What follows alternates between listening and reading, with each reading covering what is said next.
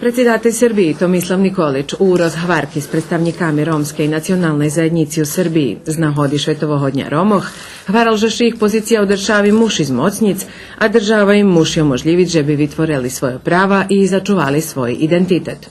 Представники ромske zajednici ukazali na baš češku situaciju u kotrej še nahodza u Švece, vyznačujući že Srbija država u kotrej maju najvekši prava.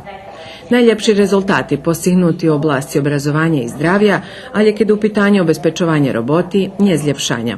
U Vojvodini še i dalje zaprovadzuju aktivnosti na zljepšanju položenja Romoh, vyznačal Duško Jovanović s Kancelariji za inkluziju. Podsjetit ću vas da je prošle godine počeo sa radom sektor za unapređenje položaja Roma, da smo 2 Roma, odnosno 3 zaposlili u Pokrajinski sekretarijat za privredu, zapošljavanje i ravnopravnost polova, da zapravo ovih dana upravo u tom sekretarijatu su raspisani 4 namenska konkursa za pripadnike romske nacionalne zajednice. Međunarodni Dzenj Romoh označeni s čislenima manifestacijami, a među inšim predsjedatelj Tomislav Nikolić otvoril u Roma Art galeriji vystavu pod nazvu Zabuti holokaust.